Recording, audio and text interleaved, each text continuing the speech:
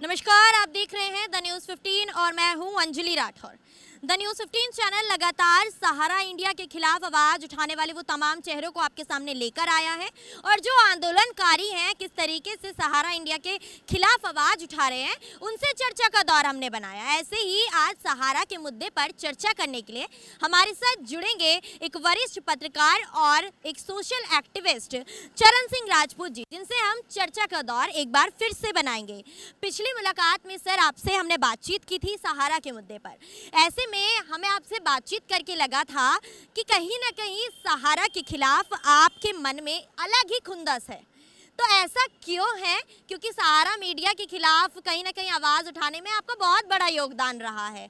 तो जो आंदोलन हुआ था वो कैसे हुआ था और आपके मन में इतनी खुंदस सहारा के खिलाफ क्यों आई? अंजलि, मैं बताऊं तुम्हें, ये बड़ी लंबी कहानी है। और लंबी कहानी ऐसे कि 2006 में जब मैं राष्ट्रीय सहारा में था और मैं तुम्हें बताऊं कि मैं उस समय सहारा में अपना जॉब करने के साथ साथ में अपना पॉलिटिकल कैरियर भी बना रहा था। और समाजवादी पार्टी से मैं बिजनौर से विधानसभा की तैयारी कर रहा था। और उस समय तुम्हें जानकर आश्चर्य होगा, सुबह 9 बजे मैं घर से निकल जाता था और रात को 12 बजे घर में जाता था। उस समय मेरी जो ड्यूटी थी वो 6 से 2 थी सहारा में। दिन भर मैं जनता के बीच में रहता था, समाज सेवा करता था और शाम को 6 बजे ड्यूटी जाता था और 2 बजे रात को घर पर जाता था। पश्चिम उत्तर प्रदेश में उस समय बड़ी लोकप्रियता मैंने हासिल की थी और बिजनौर से मेरी बहुत मजबूत दावेदारी थी विधानसभा की समाजवादी पार्टी से। वो मेरा रुतबा समझ लीजिए, लोकप्रियता समझ लीजिए। उस समय जब राष्ट्रीय सहारा यूनिट खुली पटना में, तो पटना में उस समय मेरा भी ट्रांसफ़र मैनेजमेंट ने एक षड्यंत्र के तहत कर दिया। और जब वहाँ पर और बोला ये गया कि तुम जो है 10-5 दिन के लिए वहाँ चले जाइए, हम तुम्हें वापस बुला लेंगे। और जान के आश्चर्य होगा कि वहाँ जाने के बाद में सारा मैनेजमेंट का जो षड्यंत्र था, और मैं बताऊँ उस समय जिस समय ये ट्रांसफ़र मेरा पटना में किया गया था, मेरा जो बड़ा बेटा था वो लगभग 7 या 8 साल का था। उसे फिट की प्रॉब्लम थी। हाँ, फिट की प्रॉब्लम इतनी गंभीर थी, यदि उसे तुरंत हम एडमिट नहीं कराए तो उसकी जान को भी खतरा हो सकता था। और छोटा बेटा मेरा 3 साल का था। इन विषम परिस्थितियों में मैं सहारा में पटना यूनिट में गया और पटना यूनिट हमने बड़े उत्साह के साथ लॉन्च कराई और बहुत बढ़िया लॉन्च कराई। लेकिन सारा मैनेजमेंट का जो षड्यंत्र था वो धीरे धीरे मेरी समझ में आया और मुझे लगा कि मेरा पॉलिटिकल कैरियर के साथ साथ पत्रकारिता का कैरियर बर्बाद करने के लिए मैनेजमेंट के कुछ लोगों ने वो षड्यंत्र रचा है। और पटना में लंबा संघर्ष चला। उस समय गुरु पैटर रणविजय सिंह थे और रणविजय सिंह ने तो यहाँ तक कह दिया कि बेटा तुम्हें नौकरी नहीं करने दूंगा। मैं भी जिद्दी स्वभाव का हूँ, मैंने सर समय बताएगा। तो गुरु पैटर से जब एक तरह से जिद हो गई वहाँ पर, तो मैनेजमेंट मेरी नौकरी लेना चाहता था और मैं मैनेजमेंट को अपनी जो मेरी क्षमता थी, जो मेरी काबिलियत थी, वो दिखाना चाहता था। उस जद्दोजहद में मुझे 4.5 साल पटना में लगे और मैनेजमेंट ने नौकरी लेनी चाहिए, विशेष रूप से गुरु पैटर जो रणविजय सिंह थे। लेकिन क्योंकि मैं अपने काम में पारंगत था और नौकरी तो नहीं ले पाए। लेकिन उस जो एक फाइट हुई, उस फाइट में रणविजय सिंह ने ये बोला था कि बेटा तुम्हें नहीं आने दूंगा। उन्हीं के गुरु पैटर रहते हुए मैं नोएडा में आया। और ये आंदोलन कैसे हुआ मैं वो बता रहा हूँ कि नोएडा में जब मैं आया तो नोएडा मीडिया में पटना यूनिट जो थी वो एक काले पानी की सज़ा के रूप में थी। जिन कर्मचारियों को, जिन पत्रकारों को पनिशमेंट देना होता था मीडिया में, वो पटना ट्रांसफ़र कर देते थे। तो सबसे पहले मैं संकल्प लेकर आया था वहाँ से, पटना से। और मैं तुम्हें बताऊँ, इसी बीच में पहली आवाज़ सहारा में वहाँ कोई निगाह उठा के बात नहीं कर पाता, इतना टेरर था मैनेजमेंट का, कोई निगाह उठा के बात नहीं कर पाता था।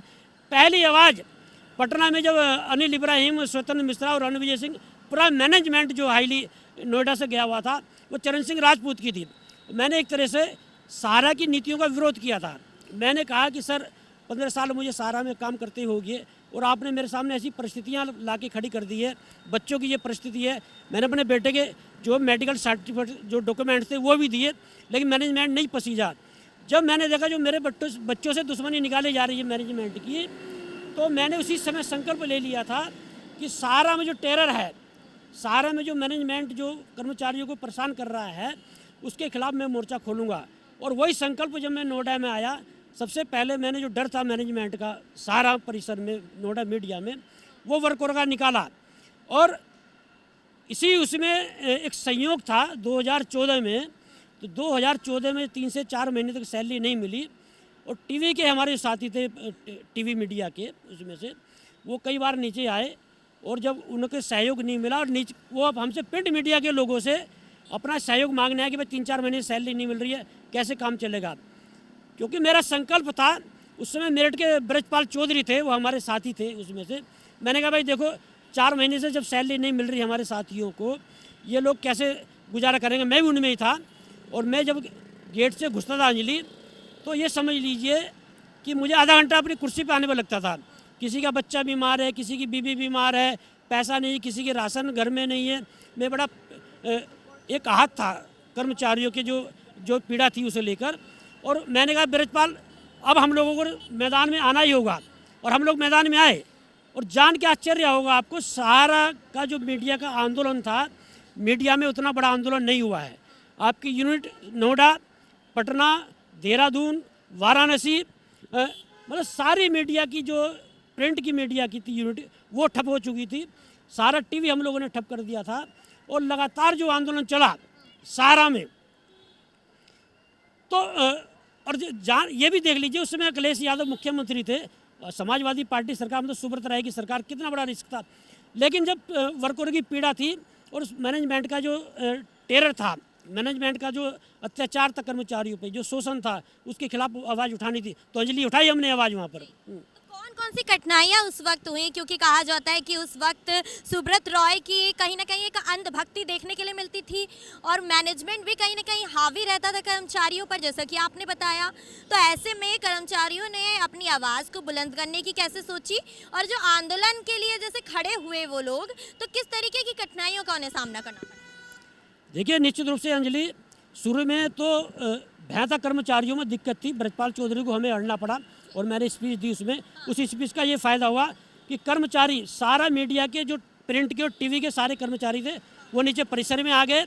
और रात को होते होते 9-10 बजे तक आपकी देहरादून में, लखनऊ में, गोरखपुर में, सारी यूनिटों में आंदोलन शुरू हो गया। क्योंकि उस समय समाजवादी पार्टी की सरकार थी। और जहाँ तक तुम रिस्क की बात कर रही हो और परेशानियों की बात कर रही हो, उस समय हमें जानकारी मिली, ओपी श्रीवास्तव ने, जो मुख्य सचिव थे समाजवादी पार्टी सरकार में, उन्हें फ़ोन किया। और हमें जो जानकारी मिली थी, ये मिली थी कि ओपी श्रीवास्तव, उन्होंने बोला कि वहाँ पर जैसे बदमाश आ गए हों, आतंकवादी आ गए हों, कि सारा मीडिया का जो ऑफिस है नोएडा में कब्जा कर लिया है। और सुबह 9 बजे, अंजलि मैं बताऊँ तुम्हें, सुबह 9 बजे गौतम बुद्ध नगर की पूरी पुलिस, सारे पुलिस के थाने जितने भी थे, SHO और जितने भी थे, CO सिटी, सारे परिसर में थे। हम देख के दंग रह गए परिसर में जब गाड़ियाँ घुसी, पूरे नोएडा की पुलिस, है ना। तो वो समय था अंजलि जब हमने मैनेजमेंट को ललकारा था कि अब तक घर का मामला घर में था, लेकिन आपने पुलिस बुला के ये मामला बाहर कर दिया है। और फिर 2-2 हाथ हुए मैनेजमेंट से, और हाथ ऐसे हुए कि लोगों ने देखा कि सारा मीडिया में कैसा, और बाहर भी गया वो आंदोलन। अच्छा सर, जानना चाहूँगी कि उस वक्त की लड़ाई जो थी, आंदोलन जो था, कैसे खड़ा किया, वो तो आपने बताया, लेकिन मौजूदा समय में सहारा इंडिया से आपकी कैसी लड़ाई है, किस बात को लेकर लड़ाई है और किस तरीके से ये लड़ाई चल रही है? अंजलि लड़ाई ये है कि 22 साल मैंने सहारा को दिए हैं, ठीक है। हमने अपनी पूरी जवानी सहारा में निकाल दी, लेकिन जब हमें सहारा की ज़रूरत हुई उसमें से, तब सहारा के पास पैसे ही नहीं है। आज बच्चे, हमें यदि उनका भविष्य बनाना था, तो सहारा ने जो है हमें मजबूर कर दिया कि आज देख लीजिए आप सहारा में जाकर सैलरी नहीं मिल रही है। ऐसी स्थिति में क्या करेगा आदमी। एक मजीठिया वेज बोर्ड है जो सुप्रीम कोर्ट के आदेश पर लागू होना था, वो मजीठिया वेज बोर्ड लागू नहीं किया। हमने ठीक है, यदि सैलरी पैसा नहीं है, हमें आप मजीठिया वेज बोर्ड दीजिए। हमारे जो कंपनसेशन बनता, मेरी 17 साल की नौकरी सहारा में 2016 का मामला बनती है, आप कंपनसेशन दीजिए। मैंने सहारा पे केस कर रखा है, कंपनसेशन का और मजीठिया वेज बोर्ड का। तो ऐसे लड़ रहे हैं हम, सारा मैनेजमेंट से लड़ाई तो है ही है। और अब तो निवेशकों और एजेंटों ने भी लड़ाई शुरू कर दी, तो लड़ाई तो जारी है ही मैनेजमेंट से। अच्छा, उस वक्त जो आपने लड़ाई की थी वो सहारा मीडिया ने शुरू की थी, आंदोलन जो है सहारा मीडिया से शुरू हुआ है।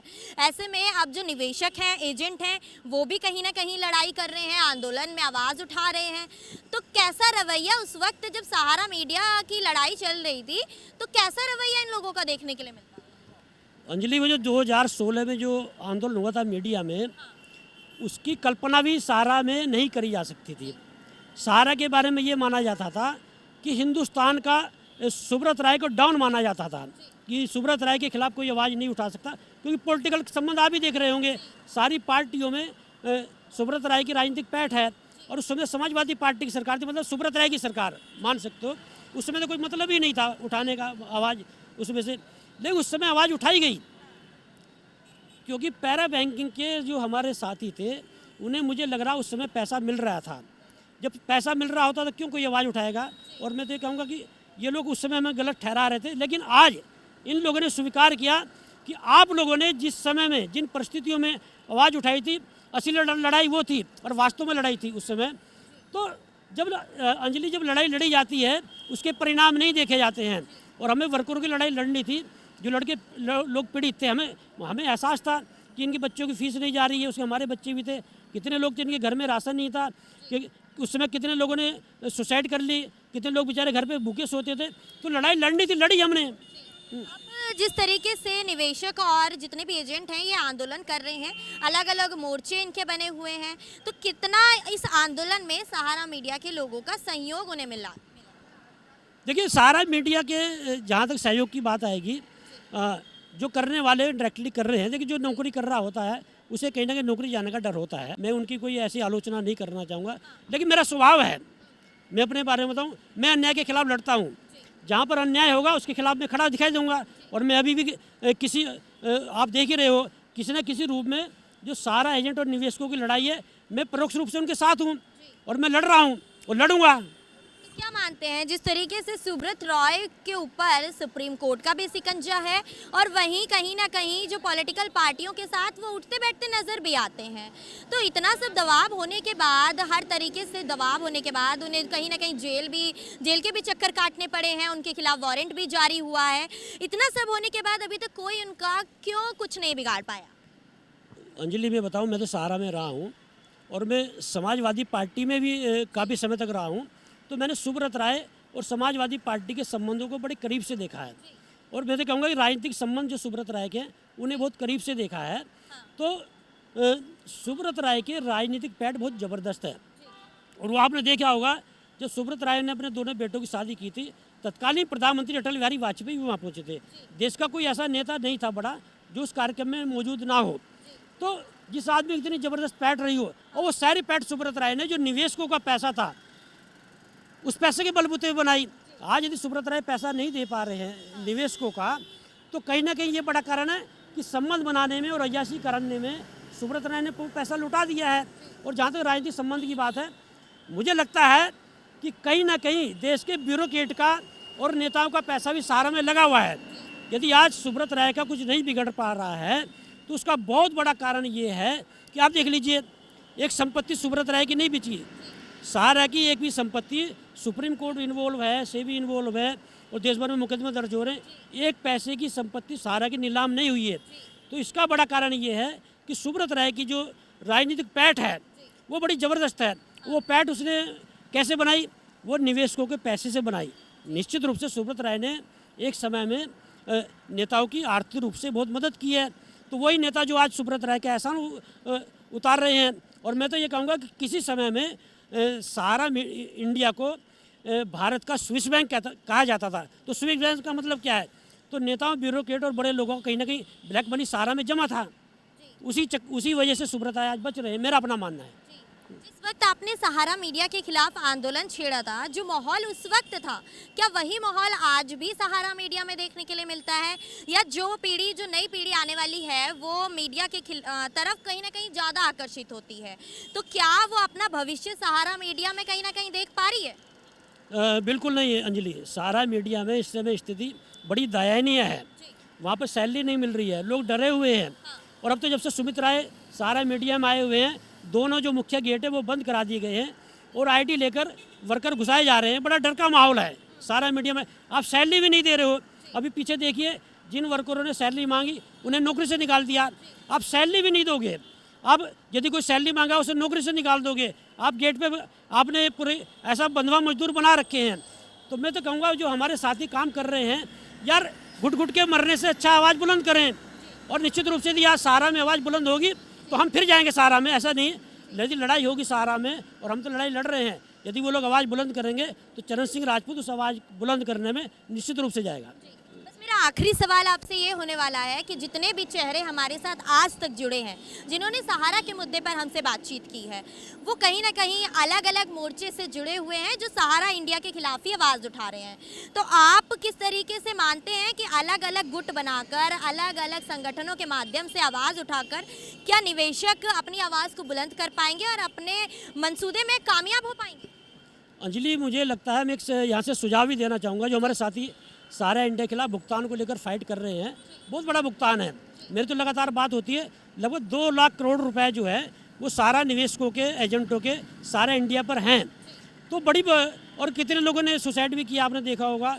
कितने लोग बेचारे दम तोड़ रहे हैं, कितने एजेंट घर पे जा नहीं पा रहे हैं उस पैसे की तगादे की वजह से। मैं उन्हें सुझाव देना चाहूँगा, निश्चित रूप से जितने भी संगठन हैं, चाहे वो जन आंदोलन संघर्ष मोर्चा हो, चाहे राष्ट्रीय उपकार मोर्चा हो, चाहे वो ठगी पीड़ित परिवार हो, निश्चित रूप से अपनी अपनी लड़ाई अपने तरीके से लड़ रहे हैं। मैं उन्हें सुझाव देना चाहूँगा आज द न्यूज़ 15 के माध्यम से कि एक मोर्चा बनाइए आप लोग, और मोर्चा बना के एक बैनर तले आइए और फाइट कीजिए। निश्चित रूप से जब आंदोलन बड़ा होगा तो सरकारें भी कहीं ना कहीं दबाव में आएंगी। और पैसा तो देखिए गरीबों का पैसा है। मैं कह रहा हूँ सरकारों को और जो नेता हैं जिनके साथ उठते बैठते हैं, यदि वो वास्तव में जनता की लड़ाई लड़ रहे हैं, यदि वो जनता की राजनीति कर रहे हैं, तो जनता के पैसे के लिए सुब्रत राय और जो जिम्मेदार तंत्र है उन पर कहीं ना कहीं दबाव डालना ही चाहिए। आप जनहित की बात, जनप्रतिनिधि किस लिए होता है? जनता की बात करने के लिए। तो जनता की कहीं ना कहीं बात करनी चाहिए। और मैं कहूँगा, मैं तो उसे ही जनप्रतिनिधि मानता हूँ जो जनता की बात करता है। आज सहारा में से बड़ा मामला देश में नहीं है। आप देखिए 2016 में पैरोल हुई सुब्रत राय को, आज 2022 चल रहा है, माता जी ने 2 हफ्ते की पैरोल हुई थी। भाई कैसा कानून है देश में? कैसा कानून है कि आप पैरोल ही ख़त्म नहीं हो रही है, सुब्रत राय के खिलाफ गैर जमानती वारंट जारी हो रही है, और वो लगातार राजनीतिक दलों के नेताओं के साथ में घूम रहे हैं, उनकी गिरफ्तारी नहीं हो रही। आप जो है छोटे मोटे अपराधियों पे, छोटे मोटे मामलों पे आप सेकी बगाड़ते हो उसमें से, लेकिन सुब्रत राय जैसे लोग जिनके कहते हैं 10 करोड़ लोगों का, निवेशकों का पैसा है, और कितने लोगों ने सुसाइड की है, ऐसे मामले में यदि आप सुब्रत राय पे अंकुश नहीं कर पा रहे हैं तो आप कैसे कह सकते हो कि कानून गरीब और अमीर के लिए समान है?